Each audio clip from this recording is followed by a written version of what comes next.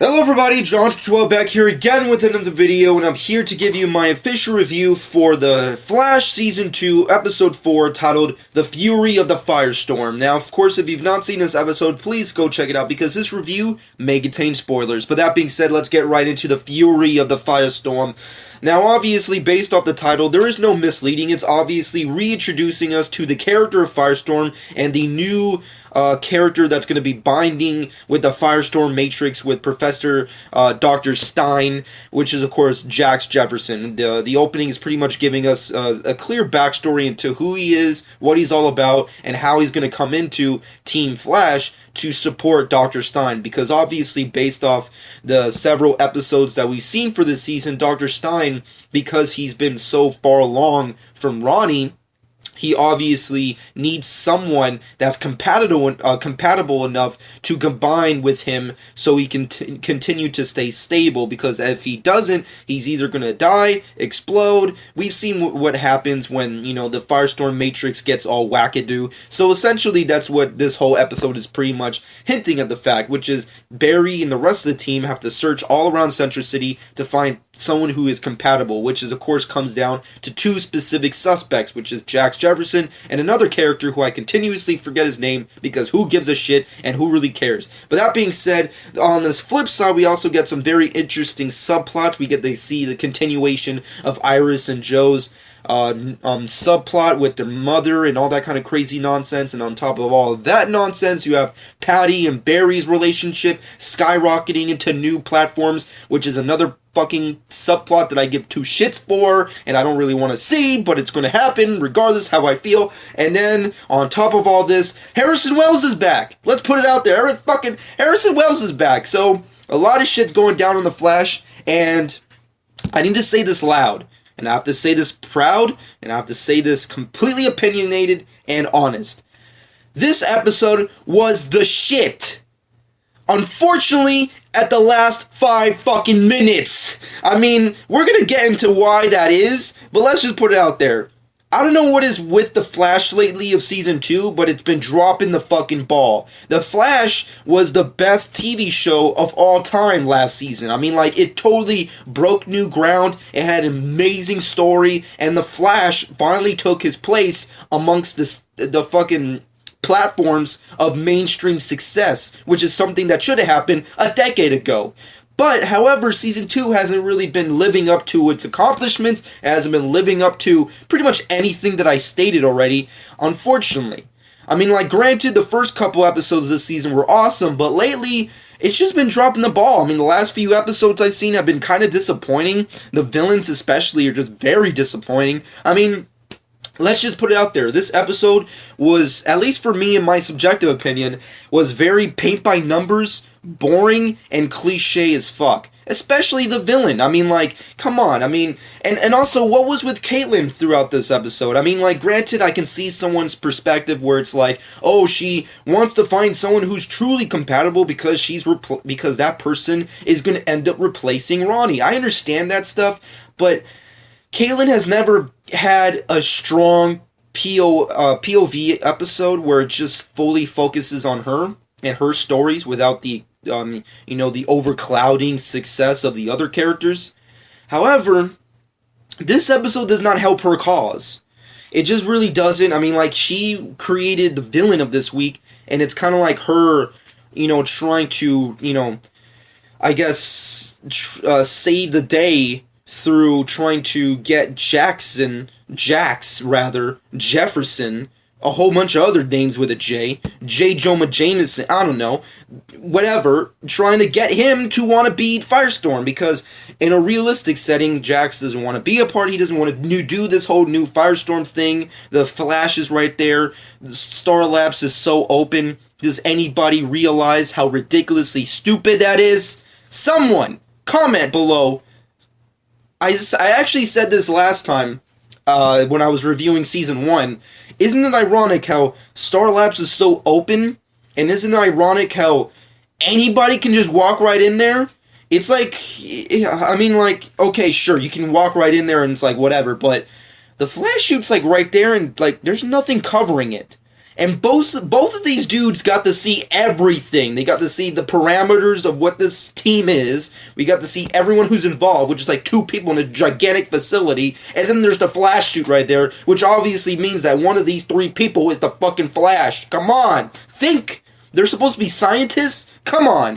I mean, like, I can suspend disbelief, but the Flash has been doing this way too long, and I just had to say something because, I mean, like, it was one thing to have, like, Iris last season just like walks right in, but then just have these 2 dudes and not knowing the full capacity of these people's psychology and mentalities and just let them waltz right in and just tell them everything. It's like, how would you like to be a superhero? And that also kind of really annoyed me how Caitlyn always like talked that way. She was just like, who doesn't want to be a superhero was like it was like the Pee Wee Herman word of the day. It was just superhero. I mean, like, it just got a little too much for me. This episode was just, it was not what I was expecting. I was hoping that it was going to be a very, like, intense, dark, like, very revealing of, like, who the new Firestorm is. Because the Firestorm Matrix is a very complicated, strong, character within itself. So I thought they were going to do a little bit more serious kind of episode. However, this episode was far from that. And the characters weren't really represented to the best, capacity that I was liking. It was a little too cliche. It was a little too obvious. And I don't think they really treated these characters correctly. I mean, like, the actors are phenomenal, too. I mean, even the actor who played the villain of the week is a good actor. That character just sucked ass, and he was terrible. The character who, playing the new Firestorm is also a great actor. I mean, hell, he even co-starred with John Boyega in Attack the Block, which is a fucking amazing, underrated movie you haven't seen yet. So, these guys can kick ass, but this episode just didn't do justice to their performances, their characters, and their acting ability. That's just my personal opinion. This episode was just a big downer. It was just a big letdown. But of course, there's a whole bunch of other things that go along with that, which I'm going to go into now. Of course, you have Patty and Barry's relationship, which I'm just going to put it out there. I fully understand why they're doing this. The CW has to freaking pull in the teenage audience, the tweens, the fucking girls who fucking want to, be interested in type of shit like this. The guys who are just like fucking, I don't know, who fucking cares about them. Anyways, I understand that stuff. The cheesiness and all these aspects, I understand the full capacity and logistics of why they must be. However, I don't really care about the character of Patty enough for this relationship to be a thing and for me to really give a shit. I just really don't. I really don't. And that's not me trying to be like the combo guy in a room and be like, oh no, he needs to be with Iris. I mean, like, yeah, last season I was kind of bitching like that because I really wanted them to be together, except they had this ridiculous CW cheesy triangle thing that, obviously didn't go anywhere. But then this season, now they have an entirely new aspect with the show because Iris is doing her own thing, Barry's doing his own thing. There's still love for each other, but it's not a very prominent aspect of the show thus far, of course. So I don't really know which way they're gonna go with it, but so far I just don't care. Like, the actress who plays Patty, she's wonderful. She looks beautiful. She fucking has a presence, but she's just not doing anything for me. I just really don't care about her character. I don't really see her lasting that long, and that's like kind of fucked up to say, but that's just how I personally feel. And plus, this relationship I just don't care for, and it's kind of creepy and weird, and there's nothing gelling it together. So or gluing it together, rather. But that being said, the other thing that's kind of like the major subplot of this episode, which I have to say is the silver lining of this episode, and I swear, this is the best part of the show, and that shocks the living shit out of me, which is, of course, the Iris Joe West storyline, which is fucking awesome. I mean, Joe and Iris, the actors and actresses who portray those characters, are freaking killing it this season. I mean, Joe is just having so many fucking crazy aspects with his character. He's like trying to hold information back from Barry. He's trying to give information to Barry, trying to spread like some kind of peace. He's trying to maintain a good work environment and life environment and environment with his daughter, all that kind of crazy stuff. And then you have Iris, who last season, I hated. I thought she was the most useless character on the show, but they've been dominating with her characters thus far. I mean, like, this entire season, if there's, like, one silver lining on a character that they've really hit, knocked out of the park so far, is Iris. I mean, like, she just gets better and better with every single episode, which is completely It's almost like the writers of the show were just like, God, we fucked up so hard last season with this character. We need to fucking fix her up really good. And they did that. They fucking knocked it out of the park. She's freaking interesting. She has amazing dialogue. And her freaking, presence is awesome. I mean, like, they finally gave this wonderful actress something really good to do and deliver with. And it fucking delivers. She's so freaking awesome. I mean, those conversations with her mom are so good. I mean, like, the fact that she's just so calm and collected. And she's so realistic with the way she pronounces everything. Where it's like, I wish you well, but I don't want to be in your life. All that kind of crazy stuff. Because we finally understand, both sides of the coin here, where we understand the logistics of to why Iris's mom has come back to Central City. She obviously, spoilers, is dying, number one, and number two, she obviously wants to be a part of Iris's life before she dies and all that kind of crazy stuff, which is very interesting because, and of course we find the real reason as to why the writers of the show brought her in, which is number one, to bring in Wally West. Apparently, spoilers, it was announced right there, which I fucking can't believe they just put it out there, like, so early, but they freaking introduced Wally West. I mean, not physically, obviously, appearance-wise, but they, word of mouth, obviously. The fact is that Iris's mom, apparently, before she left Central City forever, apparently, she had a kid, and it was a boy. So, hinting at the fact that could that end up being Wally West? I mean, like, we don't know the full logistics of what that character is. I mean, it's very odd that they would go that way with Wally, especially considering he's a little bit more different from the comic book version. But, The Flash has been pretty good at rearranging comic book origins and making them work for the TV, so I'm sure they can do a decent enough job with the origins of Wally on the TV show. However, I just thought it was kind of odd where it's like, oh my god, you had this secret brother this entire time, and unfortunately for everybody, and ironically, he could be a speedster. I don't know. I mean, like, that's just my little wink wink, but it would be kind of badass. But that being said, really cool stuff. Hands down the best part of the show, and freaking, I want to see more of this. I mean, like, this storyline is more freaking interesting, compelling, and has way more depth than the freaking superhero stuff, which, coming from a superhero fan, is like blasphemy. But that being said, overall, if I have to give my final verdict right now as we speak, I have to give it a good freaking 5 out of 10. I was not a fan of this episode. I feel like it was definitely the weakest. Next to episode 3 of Family of Rogues, I feel like that was definitely these are definitely 2 of the weakest episodes so far this season. And of course, no Jake Garrick, come on.